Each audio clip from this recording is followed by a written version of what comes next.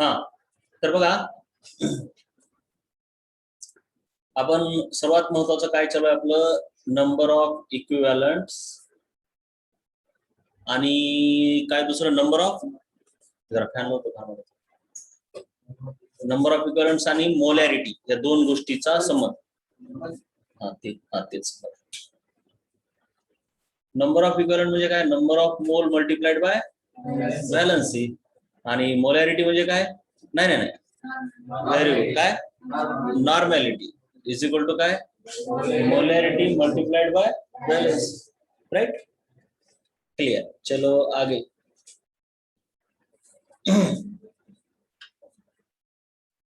आता हे सर्व कुटाने जरा समजून घ्यायचे, ते अतिशय महत्वाचं, एवढंच लक्षात घ्या.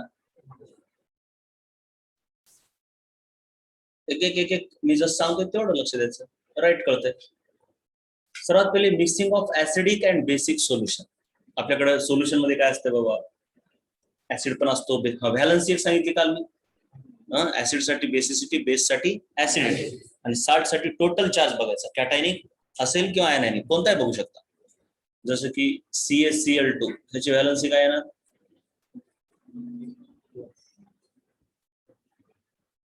त्याला डिसोसिएट करायचं रे, म्हणजे हे Cl मायनस आहे ना, असे किती Cl मायनस, 2, किंवा Ca कसा 2 प्लस ना, Ca 2 प्लस आहे, आणि Cl मायनस एकच चार्ज आहे, पण तसे दोघ जण आहेत.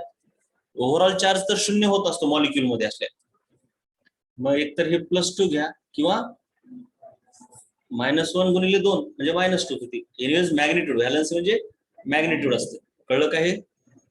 आणि व्हॅलन्सी विषयी मी तुम्हाला सांगितलंय, तुम्ही कन्फ्युज व्हायला, ते क्रॉस मल्टिप्लिकेशन कुठं करायचं, व्हॅलन्सीनं काय. क्लोरीनचे किती जण आहेत, 2. कॅल्शियमचा 1 आहे, पण त्याची व्हॅलन्सी 2 आहे, कळाले. तर आता बघा, तुम्ही ऍसिड आणि बेस एकत्र काढला, तुम्ही एक लक्षात द्यायचं, ऍसिड कडे H+ असतात, बेस कडे OH- असतात, तेवढं क्लिअर आहे. आता समजा तुम्हाला number of moles of acid, हे समजा कोणता तरी ऍसिड आहे H3M, काही असो, त्यात ऍसिडिक हायड्रोजन किती येतं, 3, त्याची व्हॅलन्सी किती, ऍसिडची व्हॅलन्सी रे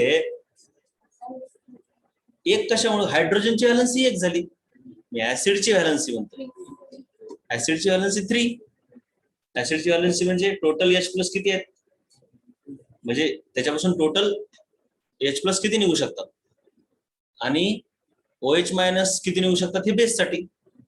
ह्याची ऍसिडची व्हॅलन्सी 3, हायड्रोजनची 1 आहे, मेटलची 3 आहे, पण मी विचारली कोणाची, ऍसिडची, ऍसिडची व्हॅलन्सी 3 आहे, कळले.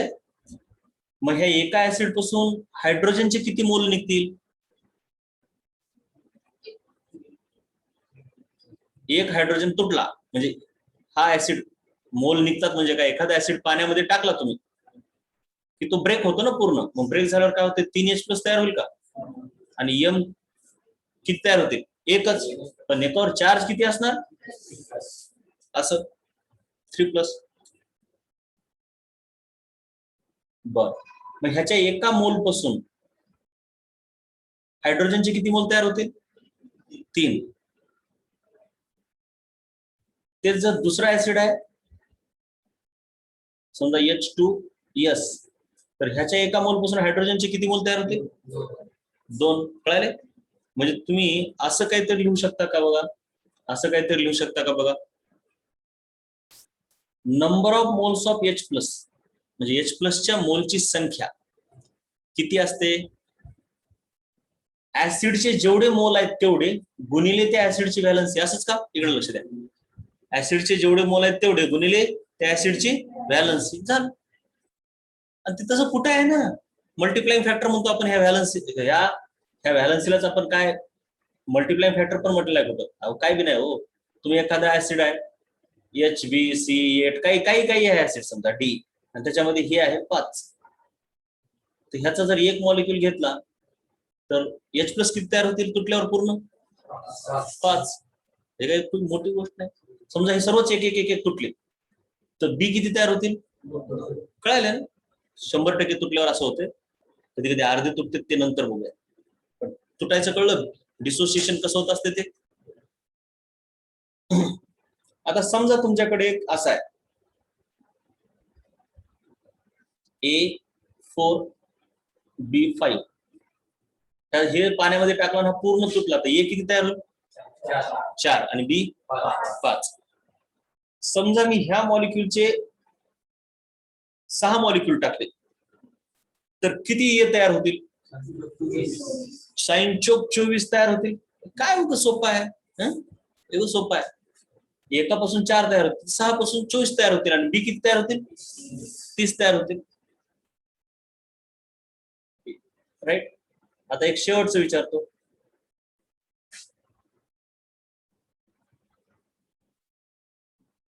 हा जर पाण्यामध्ये टाकला CA3P2 ह्याचे मी 4 मोल पाण्यात टाकले तर कॅल्शियम किती तयार होतील सांगा. इकडचे ऑनलाईन वाले सर्व सांगा. आता 13 तर हा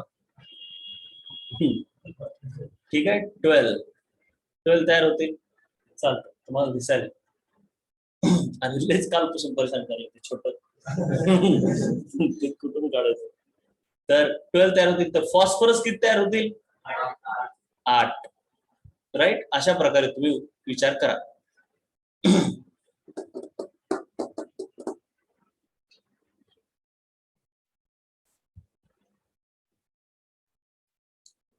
मग आता मला यायचं मेनली बेसवर. मग तुम्हाला हा फॉर्म्युला कळला का. मग H प्लस चे जे मोल तयार होतील ते ऍसिडचे जेवढे मोल आहेत त्याला फक्त व्हॅलन्सीनं गुणलं की H प्लस चे मोल निघते. हे कळलं. हे कळलं क्लिअर कळलं. त्या ऍसिडच्या व्हॅलन्सीनं मल्टिप्लाय करायचं. जसं की H2SO4 आहे तो जर पाण्यामध्ये टाकला H2SO4 चे जर 20 मोल टाकले तर त्यापासून H प्लस किती तयार होईल 40. तुम्ही म्हणसाल ऑक्सिजन आणखी काहीतरी 80 होईल पण ते तसं तुटत नसते. ते तुम्हाला आयोनिक बॉन्ड मध्ये होईल. बॉन्ड झाल्यावर ज्यांना बॉन्ड झाला नाही त्यांना नंतर कळेल. ते असं तुटतंय. हे एक तुटतंय एवढं आणि हे एक असं तुटत असतं.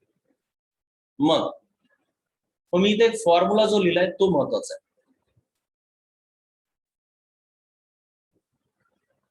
Number of moles of H plus is equal to number of moles of acid multiplied by valency of acid. हे कळलं. हे तर कळलायच की. बरं आता हे खूप महत्वाचं आहे. मी पाण्यामध्ये ऍसिड टाकलंय त्याचे नंबर ऑफ मोल कसे घेता येतात मला. त्याची मोलॅरिटी गुणिले व्हॅलन्सी असं लिहिता येते का. नंबर ऑफ मोल म्हणजे molarity into valency. Molarity of acid is number of moles of acid divided by volume असते ना. व्हॉल्यूम बरं का व्हॅलन्सी नाही. चुकून मी जर म्हटलो असेल तर व्हॉल्यूम. हे इकडे गुणिले होते का. नंबर ऑफ मोल ऑफ ऍसिडच्या ठिकाणी मला काय ठेवता येते molarity of acid into volume of acid ठेवता येते. मी तेच ठेवलं याच्या ठिकाणी. आणि पुढे काय आहे जे की इथं ऑलरेडी आहेच की ते तर ठेवू शकतोय का नाही. पण आता ह्या मोलॅरिटी आणि व्हॅलन्सीचं मल्टिप्लिकेशन म्हणजे काय होते नॉर्मॅलिटी इंटू बी.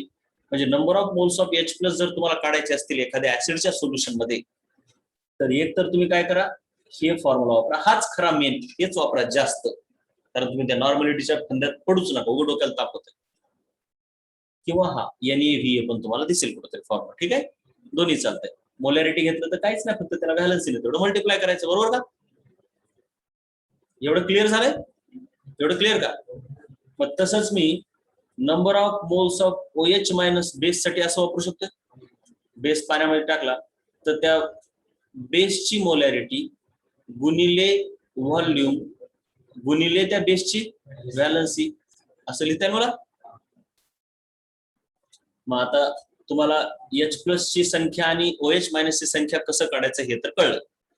आता ऍसिड आणि बेस एकत्र केले की ते एकमेकाला कॅन्सल करतात हे माहिती आहे. बरोबर आहे. बरोबर आहे का. एकमेकाला न्यूट्रलाइज करतात. ऍसिड बेसची रिएक्शन न्यूट्रलाइज होते. पण केव्हा होते जर H प्लस आणि OH मायनस ची संख्या सेम असेल तर.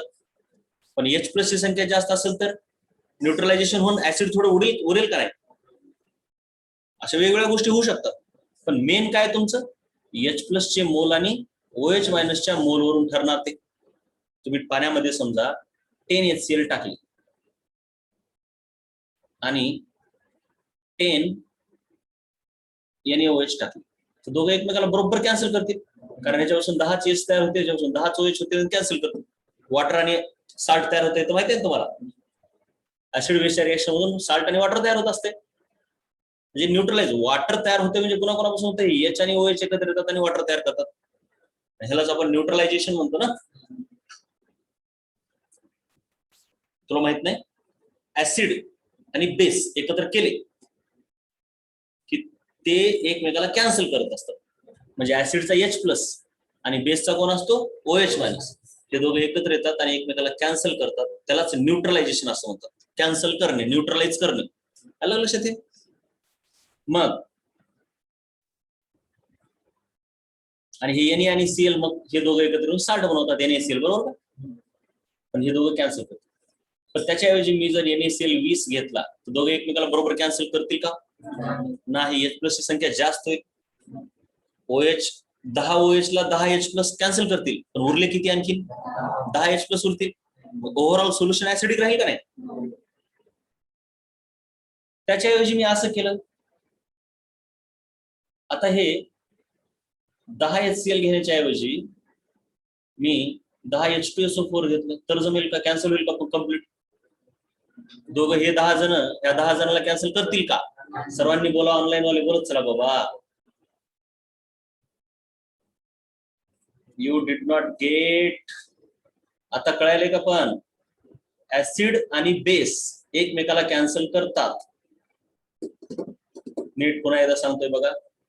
हा, तरी मी पुन्हा एकदा सांगतो बघा. कळलं का आता? ठीक आहे.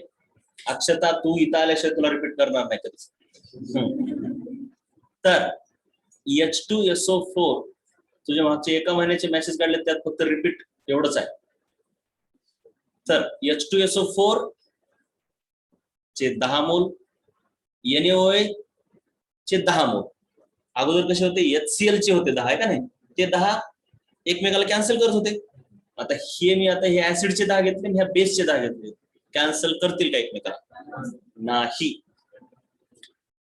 जरी H2SO4 इथं 10 असला, हा कळलं, राईट अक्षता, राईट, एकदम छान. जरी H2SO4 इथं 10 असला, पण त्याचे हायड्रोजनची कॅपॅसिटी 20 आहे ना, बरोबर? म्हणून ते न्यूट्रलाइज कम्प्लीट करतील का नाही? मग रिझल्टिंग सोल्युशन कसं होईल? ऍसिडिक. कसं होईल? आता तुम्ही मला सांगायचे असं विचार करू, मी CaOH टेकन ट्वाइस 7 घेतले आणि HCl 10 घेतले, तर कोण जास्त आहे? सध्या तर ऍसिड जास्त वाटतो, परंतु तसं आहे का? नाही. कोण जास्त आहे? बेसची संख्या जास्त येते. बेसची संख्या जास्त येते का? कारण ह्या 10 पासून 10 चेच निघतात, पण ह्या 7 जणांपासून 14 निघतात OH मायनस. OH मायनस महत्वाचा आहे का बेसची संख्या महत्वाची आहे? बेसची संख्या महत्वाची ह्या जी की 7 आहे का OH ची संख्या महत्वाची आहे? OH ची संख्या महत्वाची आहे ना. म्हणजे न्यूट्रलायझेशनचा विचार करताना तुम्ही बेसच्या संख्येवर ठरवणार का OH च्या? किंवा बेसची संख्या घेतली तर त्याला कितीने मल्टिप्लाय करणार? कशाने मल्टिप्लाय करणार? कशानं? व्हॅलन्सीनं. कशानं? व्हॅलन्सीनं मल्टिप्लाय करायला लागता. पुन्हा सांगा मला. AlOH टेकन थ्राइस त्याचे 5 मोल आणि H2SO4 त्याचे 10 मोल. तर ह्याच्यामधून OH बघूया आपण आता. OH किती होईल इफेक्टिव्ह सांगा, सर्वांनी सांगा. OH तुला समजणार नाही तो, कारण तुला ऍसिड आणि बेस माहित नसल्यामुळे जरा अडचण जाणार. OH किती निघतील याच्यापासून? 15. तरी एक वेळेस दीदीला विचारून घे बेटा. इथं ही स्टोइकिओमेट्री म्हणून असतंय. जरा तू स्टोइकिओमेट्रीचे व्हिडिओ बघायला नसल्यामुळे कळलं नसेल. स्टोइकिओमेट्री केव्हा शेवटी आहे ना, 35 च्या नंतर आहे का? हा, तू ते व्हिडिओ बघायला नाही त्याच्यामुळे कळणार, राईट. ते आता तुला सांगायला पण नव्हते मी. तुला आता कोणते 30 ते 32 33 म्हणजे 30 ते 32 राहिले तर आदित्य ते बघून घे. कळलं का तुला? 30 ते 33. हा 34च्या अर्ध. हा ते बघून घे पूर्ण. 30 पासून तुला मी आधी सांगितलं होतं 34च्या अर्ध्यापासून बघ. तर ते 30 ते 34 पर्यंत बघून घ्यायचं आता. स्टोइकिओमेट्री म्हणतात त्याला. स्टोइकिओमेट्री. स्टोइकिओमेट्री असं असतं बघा. फक्त हे 4 व्हिडिओ बघितले तर त्याला काहीच कळत नसतं. म्हणजे ती इतकं डिपेंडंट आहेत गोष्टी एकमेकावर. चल मग पुढे. त्याच्यानंतर पुढे काय? हा आपलं काय होतं? AlOH टेकन थ्राइस चे जर 5 मोल घेतले मी तर त्याच्यामध्ये OH किती आहे? 15. आणि तू मनमत ते प्लेलिस्ट आहे ना SDCC म्हणून, some basic concept of chemistry, मी तुमच्या ग्रुपवर टाकत होतो सतत. त्याच्या एकूण 40 व्हिडिओ आहेत. त्यात ते बघून घेतलेत. हा तू त्याच्यातले 30 ते 34 बघायचे. त्यातले 30 पासून 34 पर्यंत बघायचे. ती स्टोइकिओमेट्री म्हणतात त्याला. ते कळलं पाहिजे तरच हे कळतंय. म्हणूनच मी ते आधी करून घेतलं. लक्षात घ्या. सोबत H2SO4 चे मी किती मोल घेतले होते? 10. असं गडबडीत ठीक आहे, हे काय अडचण नाही. ह्याच्यात हे जास्त आहे ते एनिवेज, पण ऍक्च्युअली ह्याची इफेक्टिव्ह किती होतात? त्याच्यापासून H+ किती तयार होतात? 20. म्हणून हे मोर ऍसिड, H+ जास्त असल्यामुळे ऍसिडिक. कळलं? मग आता पुढे बघा. मग आपण काही कंडिशन पाठ करूया आता व्यवस्थित. सोल्युशन ऍसिड आणि बेसला मिक्स केल्याच्या नंतर रिझल्टिंग सोल्युशन बेसिक असू शकते. केव्हा? जेव्हा H+ ची संख्या OH पेक्षा कमी आहे. बेसिक. बेसिकसाठी काय? OH ची संख्या जास्त पाहिजे. बरोबर? हे केव्हा शक्य आहे? कारण आपण काय, अरे हे बघा हे चूक लिहिलंय. ते स्मॉल n लिहायला नाही पाहिजे. हा जमते पण हे तुम्ही डोक्याला ताण घेऊ नका. का घेऊ नका? कारण मी महागाई तुला ते तुम्हाला कटच करायला लावलं ना ते. कळलं का तुम्हाला? ते म्हणजे काय केलंय? काहीच नाही, कट करायला नाही. सॉरी, ही इंटरमिडिएट कंडिशन आहे. ही नंबर ऑफ H+ म्हणजे काय? NaV आहे ना, आणि नंबर ऑफ OH- म्हणजे NbVb आहे. मग ते NH च्या ठिकाणी काय ठेवलं? NaV. कळलं? म्हणजे ह्याच कंडिशनला वरच्या फॉर्म्युल्याचा वापर करून लिहिलं. हे कळाले का? आणि नंबर ऑफ OH- ला काय लिहिलंय? NbVb. कळली का ही कंडिशन? सांगा सर्वांनी इकडचे. आणि आता ह्याच कंडिशनला असं लिहायचं आता, मोलॅरिटी, व्हॉल्यूम आणि व्हॅलन्सच्या स्वरूपात. असे जमते ना? तेच केलंय पुढे. काय बी केलं नाही, तेच केलंय पुढे.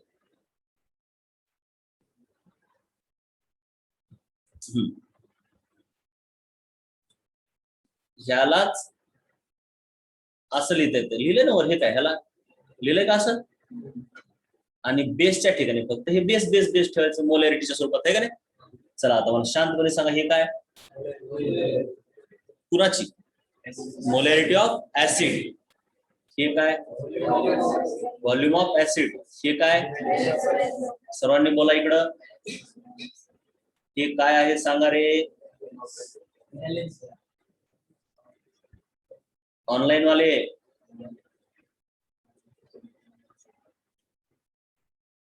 Valency of acid. आणि त्यालाच मग पुढच्या पण फॉर्म्युल्यात लिहिता येईल का नाही? म्हणजे ह्यालाच असं नॉर्मॅलिटी इंटू व्हॅलन्स. व्हॉल्यूम आहे बरं काय? हे आणि हे सेम वाटू शकते रे. हे आणि हे पण तसं काय का? हे आहे number of moles of acid into valency of acid. पण हे नंबर ऑफ, ही नॉर्मॅलिटी इंटू व्हॉल्यूम. कळलं? क्लिअर? म्हणजे एकच कंडिशन आहे खरी कंडिशन हीच बेसिक साठी, पण ह्या पण स्वरूपात असू शकते, ह्या पण आहे का नाही? जास्त युजफुल तुम्हाला हे आहे, एवढं लक्षात ठेवा. कारण तुम्हाला मोलॅरिटी लवकर कळते नॉर्मॅलिटी पेक्षाही. तसे मोलचे वेगवेगळे फॉर्म्युले तसे ह्यांचे पण असू शकतात का नाही? हा कळलं? तसंच आता ऍसिडिक सोल्युशन साठी ह्याच्या ऐवजी इकडे ग्रेटर आहे का नाही? बाकी सेम आहे. इकडे कळेल का? हे कळेल का ते सांगा. आणि न्यूट्रल साठी ह्या दोघांची संख्या इक्वल. कंडिशन कशा कळाल्यात काय? राईट. हा टेबल आहे महत्वाचा न्यूट्रलायझेशन साठी. जसं की जसं की H+ ची संख्या 50 असेल, OH ची 100 असेल, तर वॉटर किती तयार होईल रे? 50. 100 तर नाही होणार. लिमिटिंग रिएजंट नुसार लिमिटिंग कोण आहे? H+ आहे. म्हणजे हे काय होणार? हे 50-50 होणार. ह्याच्यातले 50 OH 50 H+ सोबत मिसळणार आणि हे तयार होईल वॉटर. आणि उरले किती? 50 OH. बरोबर. आणि ह्या 50 OH मुळे सोल्युशन कसं बनेल? बेसिक. ह्याच्यामुळे काही होत नाही, ह्याच्यामुळे काहीच होत नाही का नाही, हे न्यूट्रल झालंय का नाही. 20-10 सोल्युशन कसं बनायला? ह्या 10 मुळे ऍसिडिक. आणि हे पण 20 आणि हे पण 20 असतील तर सोल्युशन न्यूट्रल. कळलं?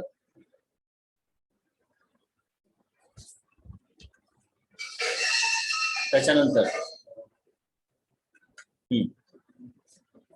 हे mixing same type of solution. आता हे महत्वाचं आहे, जरा लक्ष द्या. जर तुम्ही सोल्युशनला मिक्स करत असाल तर ऍसिडला ऍसिड सोबत मिक्स केलं, नीट आता शांत, जरा गडबड जमत नाही. तुम्ही जर H2SO4 टाकला तर H2SO4 ची नॉर्मॅलिटी वेगळी आणि ह्या सॉरी मोलॅरिटी, बरं काय, नॉर्मॅलिटी नाही, काय मोलॅरिटी वेगळी येणार आणि ह्याची मोलॅरिटी वेगळी येणार. H ची मोलॅरिटी वेगळी येणार. दुप्पट होईल का नाही? कालच शिकवले, डिसोसिएट झाल्यावर H दुप्पट तयार होतात ना. आणि H2SO4 ची मोलॅरिटी कमी, त्याला 2 न गुणलं की कुणाची मोलॅरिटी येईल? हायड्रोजनची मोलॅरिटी. एवढं क्लिअर आहे? क्लिअर आहे. मग आता दोन सोल्युशनला मिक्स केल्यावर समजा तुम्ही H2SO4 सोबत HCl मिक्स केला तर ते मोलॅरिटीच्या स्वरूपात ते सांगणं अवघड जाते खूप. मिक्स केल्याच्या नंतर अगोदर आपण मिक्सिंग कशी करायची? नीट NaCl चं सोल्युशन, सोल्यूट NaClच, इकडं पण NaCl असंच होतं ना. ग्लुकोज ग्लुकोज मिक्सिंग करायची अशी, बरोबर आहे का? ग्लुकोज असेल तर इकडं पण ग्लुकोज, असंच मिक्सिंग करायची. आत्ता मिक्सिंग काय करायला होत? सेम टाइप म्हटलंय नीट जरा, तुम्ही सेम तर टाइप म्हणायला, परंतु HCl आणि H2SO4 घ्यायला. इथं सेम टाइप म्हणजे ऍसिड सोबत ऍसिड, पण ऍसिड वेगवेगळे आहेत, कळाले का? पण आपला जो फॉर्म्युला होता molarity of acid into volume of acid, sorry molarity of A volume of A plus molarity of B into volume of B आणि VA प्लस बी होता ना, तो वेगवेगळे सोल्युशन का सेम सोल्युशन साठी होता? सेम. तुम्ही वेगळे सेम टाइप म्हणजे सोल्यूट त्यांचा कसा राहतो? सेम.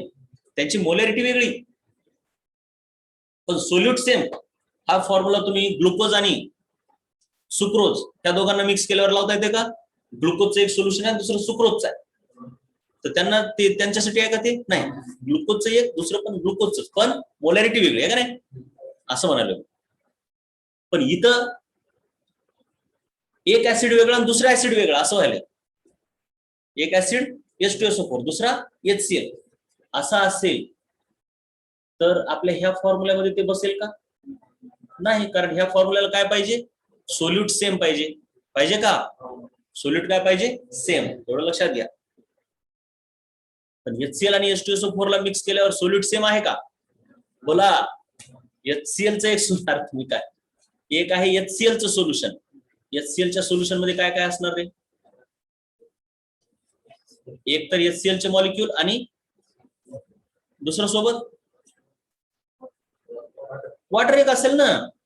अरे सोल्युशन म्हणजे काय? एखादा ऍसिड म्हणजे काय असते? नुसते HCl नसते ते. तुमच्या घरामध्ये टॉयलेट वगैरे साफ करण्यासाठी कुठं तुम्ही बघितलं असेल की ऍसिड, ते काय प्युअर HCl असते का? ते नाही. प्युअर HCl वेगळं आणि हायड्रोक्लोरिक ऍसिड वेगळं. ऍसिड म्हणजे 100% प्युअर नसते ते, त्याच्यात पाणी टाकलेलं असते, डायल्यूट केलेलं असते, कळलं का? कॉन्सन्ट्रेटेड जरी असलं तरी त्यात पाणी थोडं असतेच. सोल्युशन ज्यावेळेस मी म्हणालो HCl चं सोल्युशन, त्यावेळेस ते एकटं HCl असते का? नाही. हा, पाणी एकटं असू शकतं. तुमच्याकडे पाणी एकटं असते, कळाले का काय म्हणालो मी?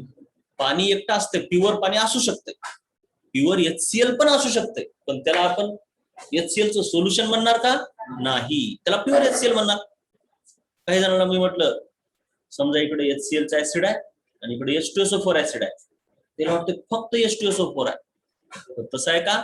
नाही. H2SO4 प्लस वॉटर असते. सोल्युशन म्हटलं की त्यासोबत कोणतरी आलं, आणि ते कोण म्हणजे वॉटरच असते.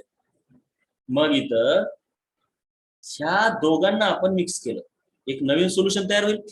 तर त्यात आता मुळात असं असते बाळांनो, की HCl म्हणजे पाण्यामध्ये HCl हा HCl च्या स्वरूपात नसतो. तो टाकला की तुटतच असतो, तो H+ आणि Cl-, आणि हा पण H+ आणि SO4 मध्ये तुटतो. ज्यावेळेस आपण ह्या दोघांना मिक्स करतो आणि ह्या मिक्सचरची मोलॅरिटी काढतो, त्यावेळेस आपण HCl ची मोलॅरिटी काढणार झालो किंवा H2SO4 ची काढणार झालो, त्या मिक्सचर मधल्या H+ ची मोलॅरिटी काढायची. कोणाची? H+.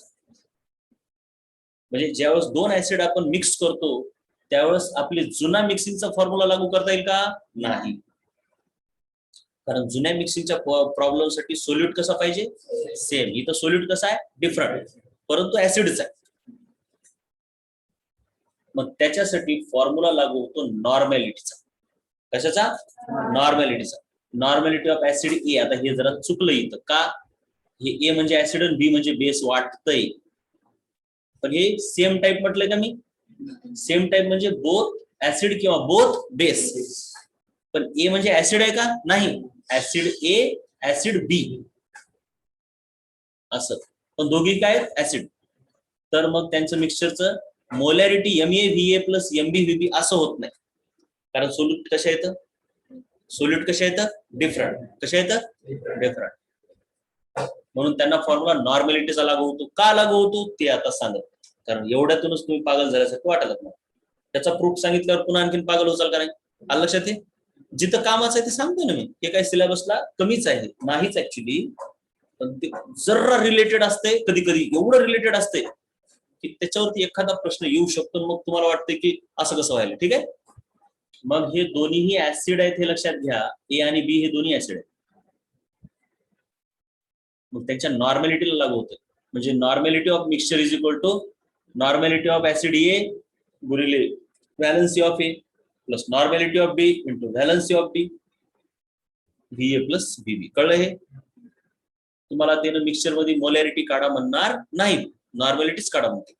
रिझल्टिंग सोल्युशनची नॉर्मॅलिटी काय असेल, कळलं? हे त्यासाठी हे फॉर्म्युला लागू होतो. प्रश्न आल्यावर आणखीन क्लिअर होईल काय असते ते. सॉल्व्ह करताना तुम्हाला डाऊट असते त्यावेळेस कळतं क्लिअर. तसंच आता डायल्युशन करायचं आपल्याला.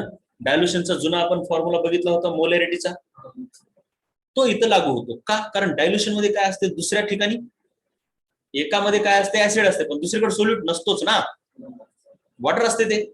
म्हणून त्याच्यात काही प्रॉब्लेम नाही. तुम्ही तिथं काय नॉर्मॅलिटी वापरू शकता आणि मिक्सचरची मोलॅरिटी देखील काढू शकता. म्हणजे काय होतंय? Molarity of A into volume of A upon volume of A plus volume of B लागू होते, डायल्युशनला लागू होते. ठीक आहे. पण दोन वेगवेगळ्या सोल्युशनला मिक्स करताना म्हणजे वेगवेगळ्या ऍसिडला मोलॅरिटी लागू करायची का? नाही, ते जरा किचकट होतं. नॉर्मॅलिटी लागू होते, एवढंच लक्षात घ्या. आणि समजा तुम्ही ऍसिड आणि बेसला मिक्स केलं, ऍसिड आणि बेसला मिक्स केलं, त्यावेळेस जेव्हा मिक्स होतात त्यावेळेस त्या H+ ची बेरीज होत नाही. तुम्ही करू शकता बरं का, स्वतः डोकं लावू शकता. मी असं वर्गात कधी कधी सांगत होतो. तुम्ही विचार करायचा की हे कसं आलं, राईट? विचार तुम्ही डेरिव्हेशन करू शकता, तेवढं डोकं चालवा तुम्ही. बघूया. ऍसिड मिक्स केल्यावर प्लस व्हायला का नाही, पण ऍसिड बेस मिक्स केल्यावर काय झालं? व्हॉल्यूम मायनस होईना, व्हॉल्यूमची बेरीजच होते. पण हे काय असते? हे ऍक्च्युली तुम्ही जर विचार केला तर हे, अरे number of moles of H+ आहेत का? आठवते का? Number of moles of H+ चे 3 फॉर्म्युले दिले. एक molarity volume into valency, acid लावा, आणि ह्या दोघांचा गुणाकार केल्यावर काय होते? नॉर्मॅलिटी इंटू व्हॉल्यूम दिले का नाही? असे ऍक्च्युली हे number of moles of H+ आहेत का? म्हणजे दोन्ही ऍसिड असेल तर H+ ची बेरीज होते. पण एक ऍसिड आणि एक बेस असल्यावर H+ मधून OH- वजा होतील का नाही? ते कॅन्सल करते ना, उरलेले H+ राहतील. पण व्हॉल्यूमची तर बेरीजच होणार. व्हॉल्यूम तर 5 लिटर टाकलं तर 10 लिटरच होणार. ते काय 5 लिटर वजा 5 लिटर 0 लिटर होणार आहे का? नाही. पण ह्याला मी मॉड केलाय बघा. मॉड का मॉड केलाय? कारण ऍसिड मोठा आहे का बेस मोठा आहे कुणाला माहिती आहे? कुणाचे मोल जास्त असू शकतात का नाही? उत्तर जर मायनस आलं तर समजायचं की बेस जास्त होता. उत्तर जर प्लस आलं तर समजायचं की ऍसिड जास्त होता. पण रिझल्टिंग सोल्युशनची नॉर्मॅलिटी ही प्लसच राहणार. म्हणजे ऍसिड जास्त असेल तर ती ऍसिडची नॉर्मॅलिटी काढा, बेस असेल तर बेसची नॉर्मॅलिटी काढा. त्याचा विषय नाही. म्हणून मॉड करून उत्तर सांगायचं. जरी -2 आलं तर नॉर्मॅलिटी रिझल्टिंग सोल्युशनची 2च राहणार. पण ती कुणाची राहणार? ऍसिडची का बेसची? बेसची. म्हणून त्याला मॉड केलं. कळलं? हे जे सर्व आहेत फॉर्म्युले ते सिलेबस मध्ये नाहीत, बट प्रश्न असतात. हे एक झालं. मग हे mixing of same type of solution म्हणजे कळलं काय? हे सर्व ऍसिड बेसची मिक्सिंग सुरू आहे. कळलं? सेम टाइप म्हणजे दोन्ही एकतर ऍसिड किंवा दोन्ही बेस. आणि हे एक आहे छोटस, काय नाही एवढंच वाटतंय अवघड, पण काय नाही. तुम्ही पर्सेंटेज शिकले ना तसंच आहे. काय डोक्याला ताप काय? बघा बघा बघा शांत. तुम्ही एक लक्षात ठेवा.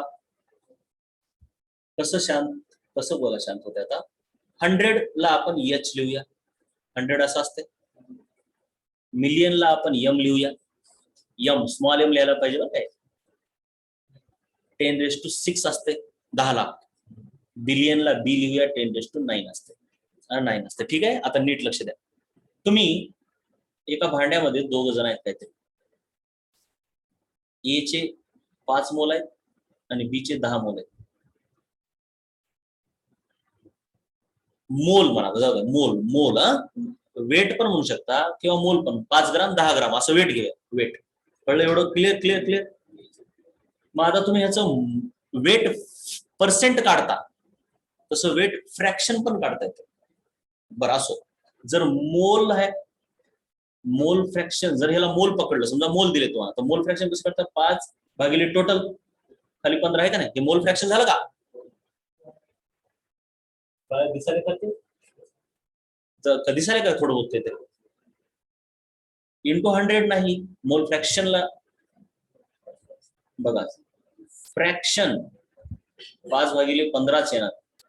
त्याला 100 करायचं का नाही? ते एक पैकी असते.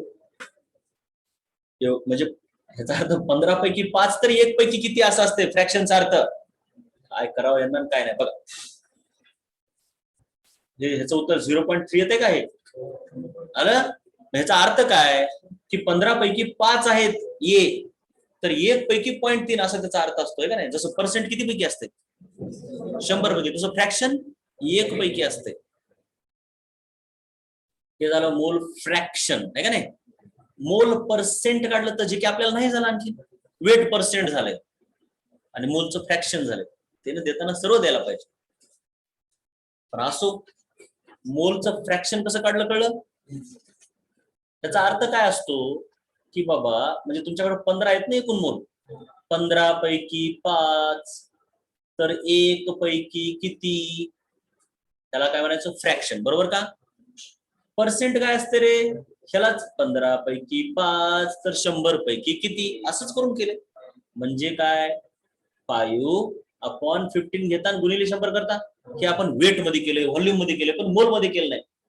Find the weight, weight by weight percent. Find the volume by volume percent केले. तसंच find the mole by mole percent पण करता येते.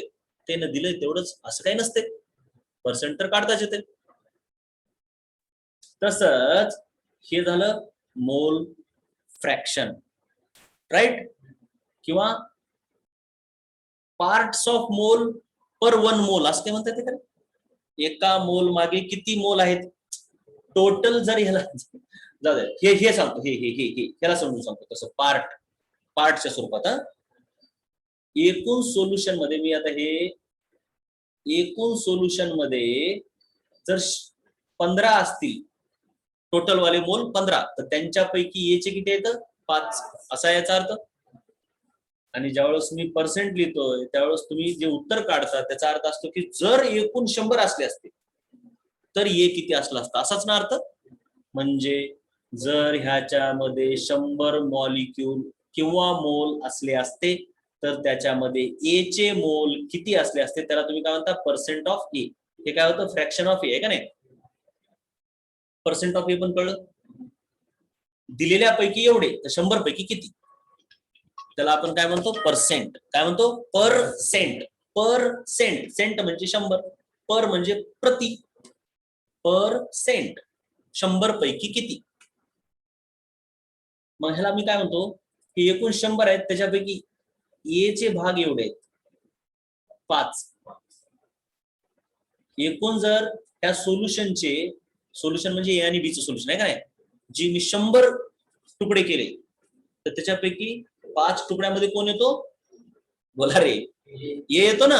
असंच की याचा अर्थ, असंच का, म्हणजे तेव्हाच म्हणता तुम्ही. आता इथं 30% आले, उत्तर जर काढलं तर काय येतं, ए 30% येतो. माझी चूक झाली, माझी चूक झाली, माझी चूक झाली, मोठी चूक झाली. काय, 15 तुकडे केले तर ए 5 आहे, 15 तुकडे केले तर ए 5 तुकड्यामध्ये असतो. आणि पर्सेंट काढल्यावर 30% उत्तर आले, म्हणजे 100 तुकडे केल्यावर 30 मध्ये ए आहे. किती, 30 मध्ये. म्हणजे जर सोल्युशनचे 100 भाग केले तर ए त्याच्यापैकी 30 भाग ऑक्युपाय करेल. भाग म्हणजे पार्ट म्हणता येते का. जर मी सोल्युशनचे 100 पार्ट केले तर त्याच्यामध्ये ए चे पार्ट किती आहेत, 30 आहेत. म्हणजे पार्ट्स ऑफ ए, प्रति म्हणजे पर, बघा हे पी म्हणजे काय, parts of A per 100 parts of solution, PPH, parts per 100. शब्द कळला का, कुठंच दिसत नाही, पण मी सांगितलं तुम्हाला, मनानच सांगितलं. Parts per 100. पर्सेंटला तुम्ही पार्ट्स पर 100 म्हणू शकता का, शांत विचार करा. पर्सेंट, एचं पर्सेंट 30 आलं का नाही, 100 पैकी 30 आहे ए, म्हणजे याचा अर्थ parts of A per 100 parts of solution, PPH, parts per 100, parts per 100. 100 पैकी ह्याचे पार्ट किती, पर्सेंट म्हणजेच पीपीएच आहे, असं म्हणता येते का, असं म्हणता येते का. तसं केलं मी, पर्सेंटला पीपीएच का लिहिलं, कारण मग तुम्हाला लगेच पीपीएम कळतंय. कारण पीपीएम तुम्ही शब्द ऐकलाय का, पीपीएम वगैरे ऐकला असेल तुम्ही कधी, 10वीत पण असते ते, पीपीएम मध्ये दिलेले असतात गोष्टी. हा, पार्ट्स पर मिलियन. पर्सेंटला आपण कधी पीपीएच म्हटलेलं नाही आतापर्यंत, पण आता म्हटल्यावर लगेच कळतं. पार्ट्स पर मिलियनचा अर्थ काय, की बाबा जर सोल्युशनचे मिलियन भाग केले, पार्ट्स पर 100 ला काय केलं, सोल्युशनला 100 तुकडे केले, तर त्यामध्ये ए चे तुकडे किती असं आलं का. तर पार्ट्स पर मिलियन साठी काय करायचं, सोल्युशनचे 10 लाख भाग करायचे, असंच की. तर 10 लाख भागामध्ये ए किती भागामध्ये, पार्ट्स पर मिलियन. हे काय होतं, पार्ट्स पर 100. हे काय, पार्ट्स पर मिलियन. म्हणजे कसं लिहिणार, त्रैराशिक मांडणी कशी लिहिणार, 15 पैकी 5, हे तर बदलत नाही, हे तर सेम आहे. तर 10⁶ पैकी किती, असंच का. म्हणजे सिम्पली तुम्ही पीपीएम चा फॉर्म्युला काय लिहिणार, 5 भागिले 15 गुणिले 10⁶. काहीच नाही, तेच आहे, सेम थिंग आहे. रिजॉईन करावं लागेल मीटिंग, थोडं राहिलं वगैरे, थोडं संपूर्ण टाकावं लागतंय. तसंच पीपीबी म्हणजे पार्ट्स पर बिलियन. मग तुम्ही काय करणार, त्याला फक्त 10⁹ न मल्टिप्लाय करणार का, 10⁹ न मल्टिप्लाय करणार. कळलं, एवढं कळलं बघ. पुन्हा एकदा जॉईन करायला सर्वांनी फटाफट, त्याच लिंकनं जॉईन करा.